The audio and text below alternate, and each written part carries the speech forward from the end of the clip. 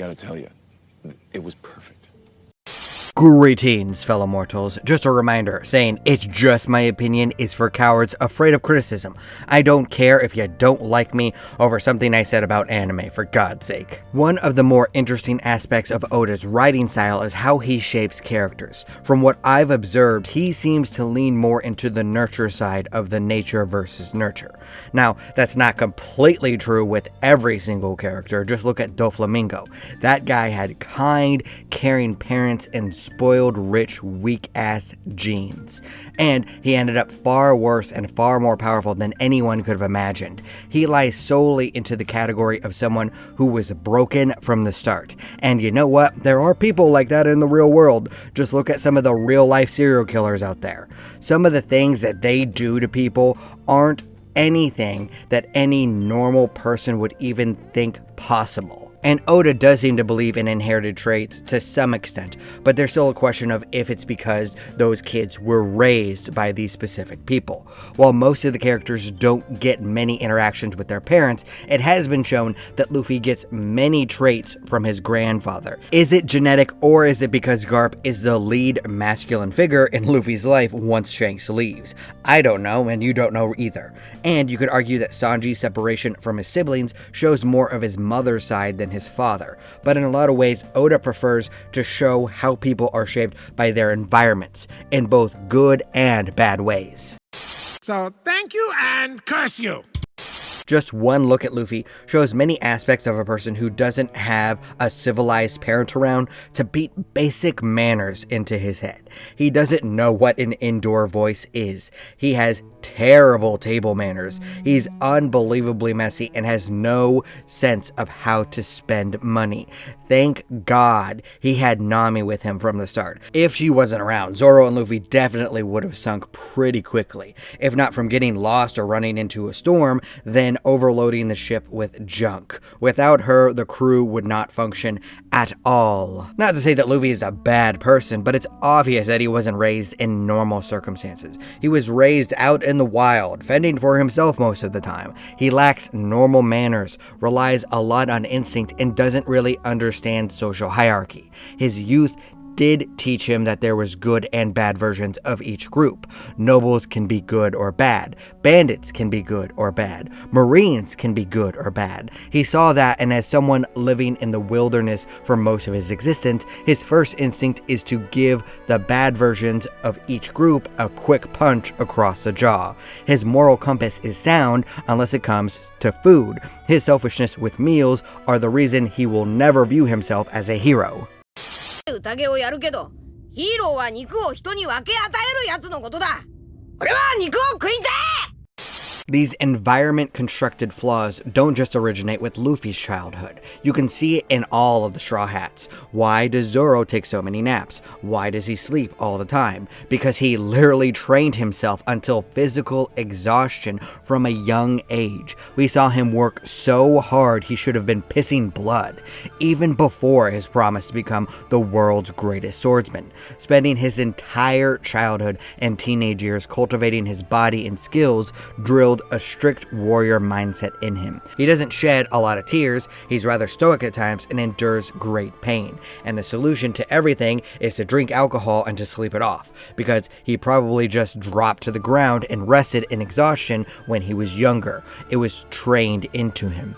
Now the love of alcohol probably comes from adulthood, but we've never actually seen him drunk, so whatever. Nami's greed originates from her adopted mother's financial struggles. Raising 2 daughters on her own was tough financially. Even if Bellemere hid it well and never complained, Nami could still see the reality of the situation. Stealing because of lack of funds was a habit she developed early. Her focus on money was only further exasperated by Arlong. Bellemere didn't have the chance to beat the bad habits out of Nami. As an adult, Nami's love of money is comparable to Luffy's love of food. There are times where she doesn't see reason because of it. Of course, her common sense, self-preservation, and compassion for her friends does overtake her greed, if only barely. After all, she risked her life many times when she was younger for riches. But she does value her friends and family over gold. Just a little, though. Greed, for lack of a better word, is good. Many of Usopp's flaws comes from him being the most normal man in a crew full of monsters. He is not freakishly strong. He actually knows his limits in combat, preferring to fight smarter and not harder.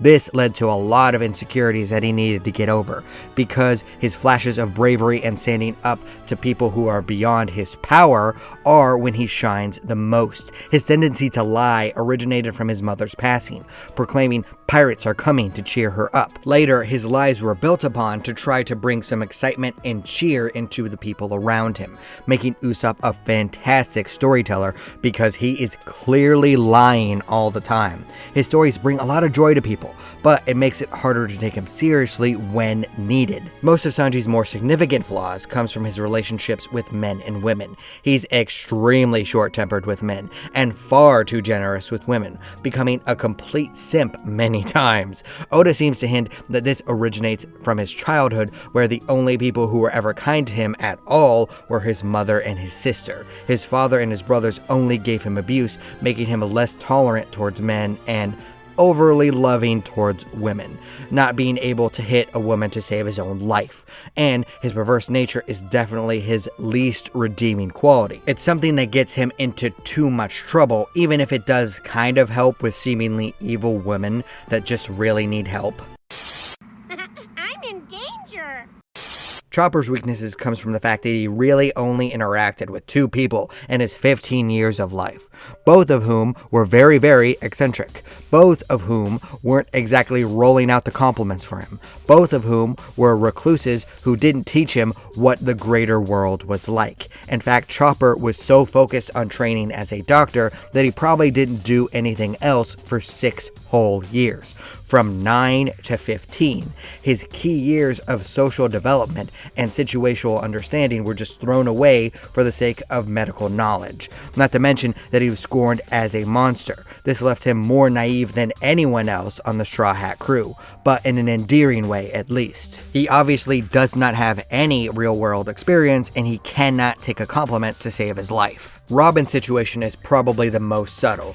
Up until joining the crew, she didn't particularly have many good memories at all. Even her happy memories were marred by intense sadness. Saul taught her to smile during even the worst moments. Wanting to smile despite her desperate situation, Robin developed a dark and sometimes cruel sense of humor.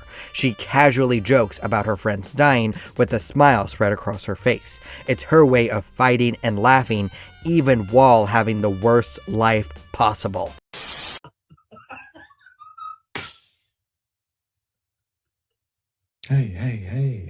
Hey, what's going on?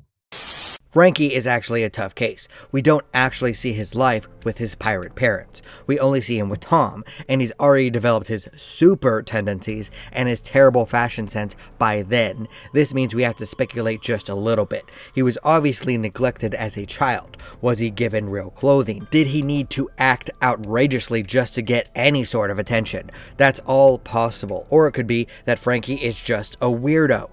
Who knows? I think that's a secret Oda wants to keep for himself. But Frankie's dislike of his parents is obvious from the start. Meanwhile, Brook's rude and perverse tendencies actually come from his adult life. We have no real idea what his childhood was like and how that shaped him. We do, however, know that this guy spent 50 years in solitude, not interacting with anyone but dead bodies. Brook lost part of his mind during that time. It's genuinely impressive that he didn't become worse than gaining rude manners and a more perverse nature, along with the bad puns, the most unforgivable of all flaws.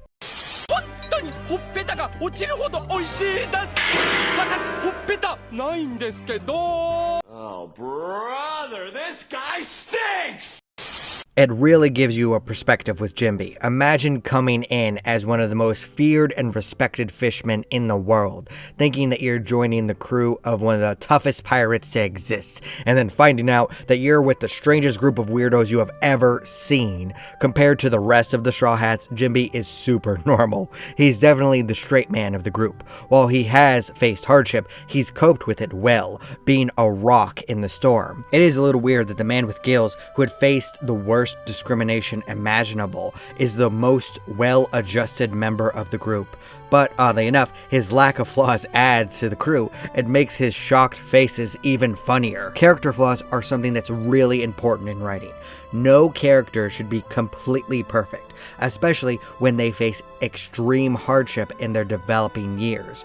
Oda does a great job not only making us understand why his characters are the way that they are, but also appreciate their quirks like they're real people. Despite the cartoony aspect of some of them, something about the way they're written feels extremely real, like these people could exist in some way, and that goes to show how great of a character writer Oda actually is. You're welcome to disagree with me, that's fine. After all, everyone is entitled to their objectively wrong opinion.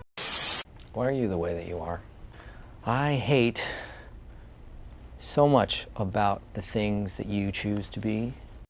Please consider giving me a like and subscribing, it would really help me out. And hey, do you like stories about an interconnected world? Then consider giving my LP Seal books a try. They are all connected in some way, but you can jump in at any point, unless it's a series, then you have to start at the beginning. But I got 3 books out right now and 3 coming next year. You will not have to wait long for content. Either way, thank you. I appreciate you. Do not despair.